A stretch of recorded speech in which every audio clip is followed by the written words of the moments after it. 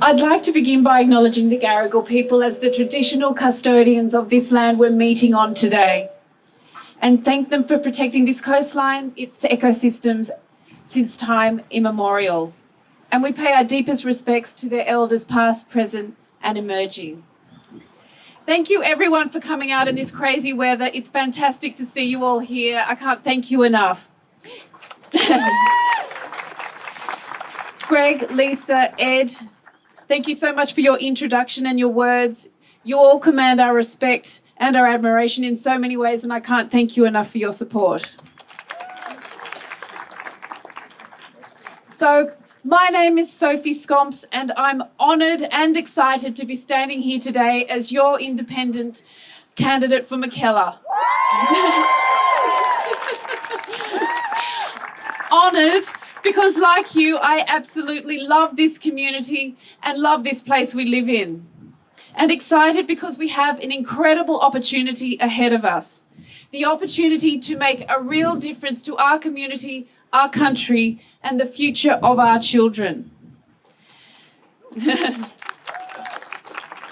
As you've heard, I've played a role in looking after this community for close on 20 years as an emergency doctor and as a local GP.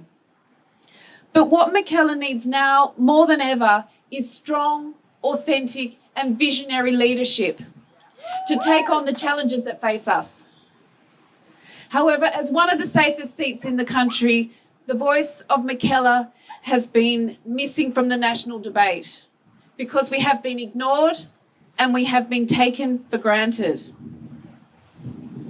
And as we've seen with the wave of community-backed independents announcing their candidacies across the country, we're obviously not alone in feeling this way. So I've stepped aside from the job I love to listen to you and to be your voice in Canberra, the voice of Mckellar.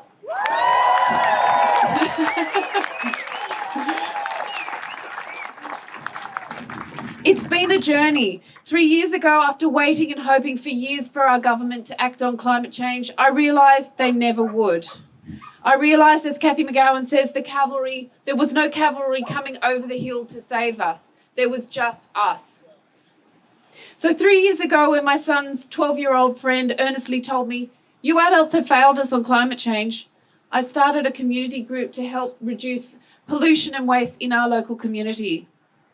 And when, with smoke still thick in the air from the Black Summer bushfires, our current member sent out a ticker box survey to find out what issues were important to this electorate, and climate change did not exist on that list, I helped found the Voices of Mckellar with 5 other fabulous local women to find out what really mattered to Mckellar. And when people repeatedly asked us how they could support an independent for Mckellar, but no such group existed, my good friend Anjo Geddes and I stepped aside from Voices of Mckellar and started Mckellar Rising.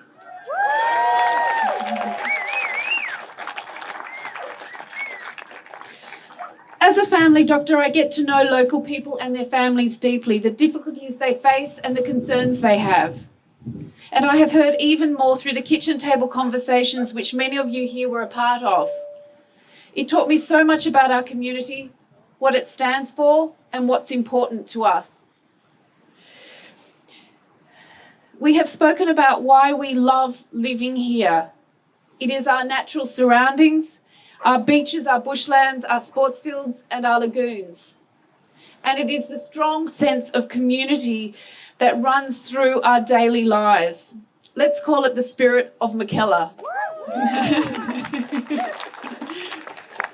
People also tell me just how frustrated and angry they are with politics and politicians. It's a frustration with politicians who ignore us and don't listen to the community they are supposed to represent.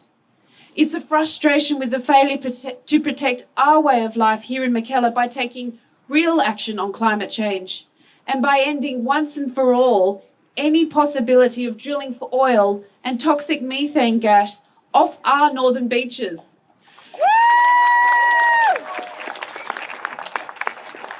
It's a frustration with being unable to uphold basic levels of integrity in our politics and decency in our parliament, especially for the women who work there. But that community spirit of ours, the spirit of Mckellar, gives me great hope that we can achieve a much better way of doing politics and get things done that need to be done.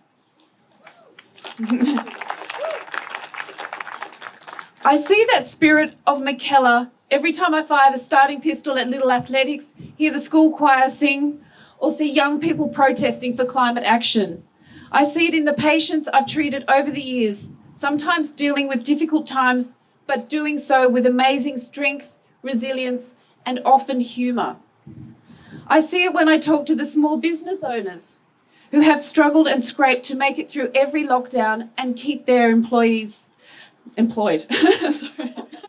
I saw it during the Black Summer bushfires when we supported rural communities with collections and donations. And I saw it during the Northern Beaches lockdown last year when we all stayed connected and supported to keep the rest of Sydney and Australia safe.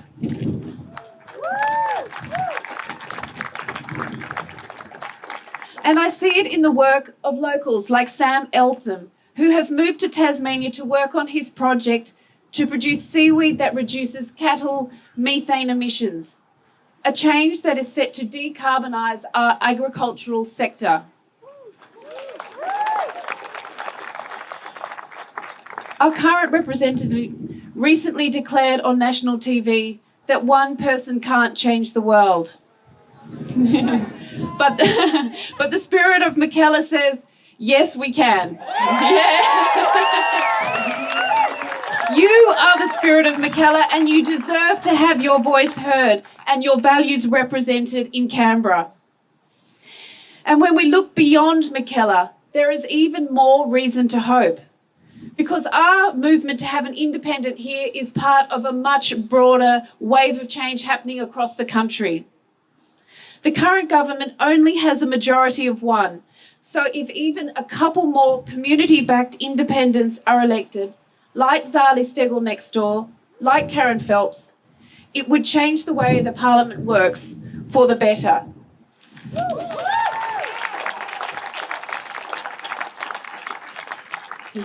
And Barnaby Joyce would no longer be able to hold our country hostage.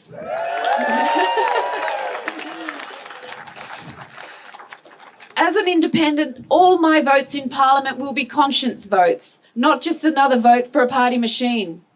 And having an independent representative will ensure that this electorate's priorities are taken to Canberra.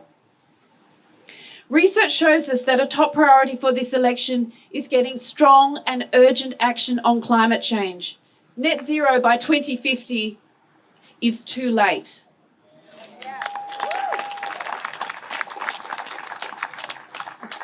The world is telling us, our children are begging us, and even the Business Council of Australia is urging us to set a strong and ambitious 2030 target.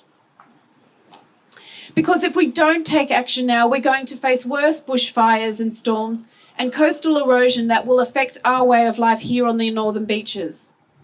If we don't take action now, we will face increasing health risks. The AMA has recognised climate change as a health emergency, and new research shows that air pollution and smoke not only harm our lungs, but harm our brains. If we don't take action now, our families and small businesses will face higher electricity prices as public money is used to prop up more expensive, highly polluting forms of power. If we don't take action now, we are going to lose out on jobs and opportunities to other countries who seize the movement and outcompete us in the clean energy race. But our current representative refuses to listen.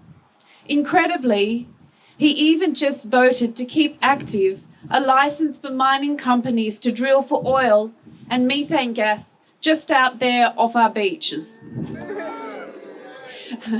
Who else here is ashamed that instead of leading the way, Australia is ranked dead last on climate action?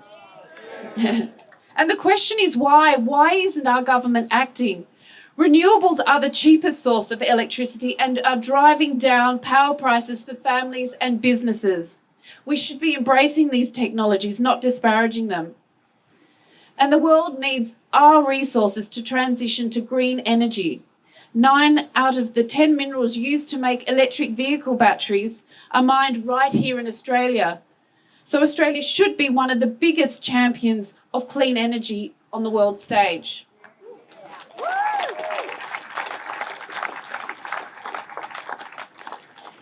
The global clean energy boom could represent tens of thousands of high-income jobs for Australians across the country if we got out of the slow lane. The Business Council warns us if we don't act soon, we will miss out, and that we are already significantly out of pocket because we have been slow to take up the opportunities that the new clean energy sector offers. We should be blasting out of the blocks like this, like our great Northern Beaches sprint legend Melinda Gainsford and Lisa Forrest. Instead, we have a government stuck behind the starting blocks and being pulled backwards by Barnaby Joyce. The time for waiting is over and the time for action is now.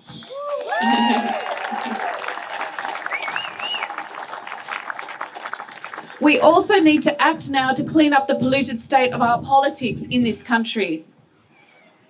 As a doctor, I adhere to a professional code of conduct in which trust is sacrosanct. Doctors don't accept gifts because of the potential for bias, and we swear an oath to first do no harm. But when I look at what's occurring in Canberra, I see harm, so much harm being done. We learned only this week that 1 out of 3 people working in Parliament has experienced sexual harassment, even assault. 1 out of 3. Our government can't function if it fails half of the population. And when it comes to our politicians, we are currently asked to operate on the basis of blind trust and secrecy from where their money is coming from, and no federal anti-corruption commission to hold them to account. I will support greater transparency on political donations and truth in political advertising. I will fight for a strong anti-corruption watchdog for the federal parliament to help restore trust in our democracy.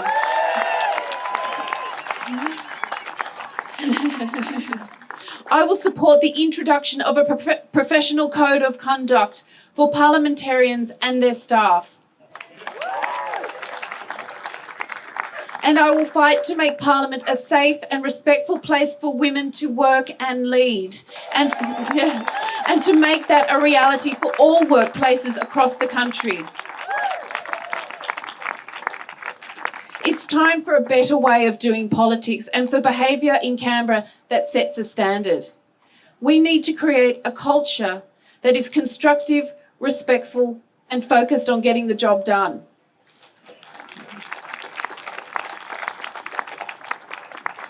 And we need to do this now. We are at a critical tipping point in the history of our community, our country, our climate, and our democracy. We know that the next decade will determine what our planet looks like for future generations. So the next 3 years are absolutely crucial to setting Australia on the right path. We are in the race of our lives. We need to free ourselves from a government that has its agenda and policies dictated by Barnaby Joyce. And we need a seat at the negotiation table that comes with being an independent, not a spot on the back bench. And we need a genuine vote in Parliament for our values and the needs of this community.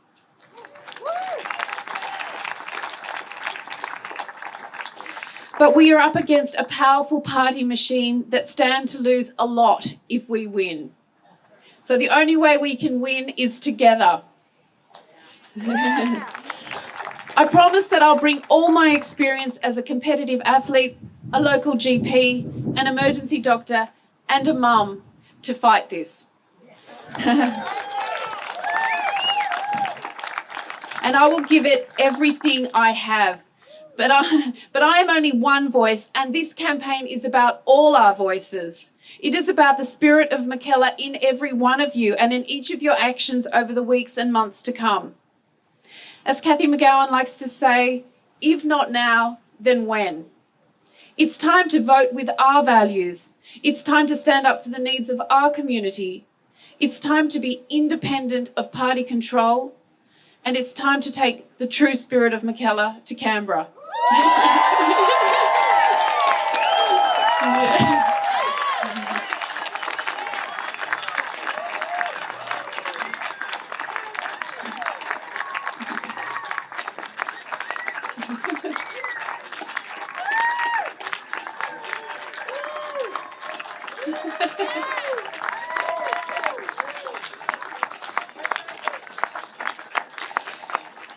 I'd like to give a heartfelt thank you to the entire team that's been working around the clock to get this campaign off the ground.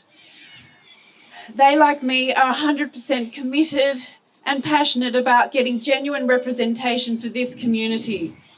And I can't thank them enough. This is about us, guys.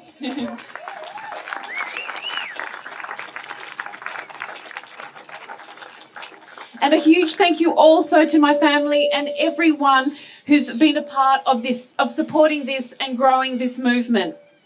A strong democracy requires the participation of its people, so I thank you all for stepping up, speaking up, and turning up today, even in this crazy weather.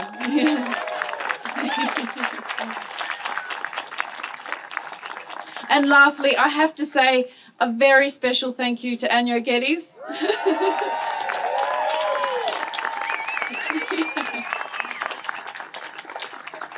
Without whom I think none of us would be here today. Thank you for being the person that you are, full of positivity and integrity and strength. Thank you. Thanks everyone, we can get this done. Let's do it, yeah.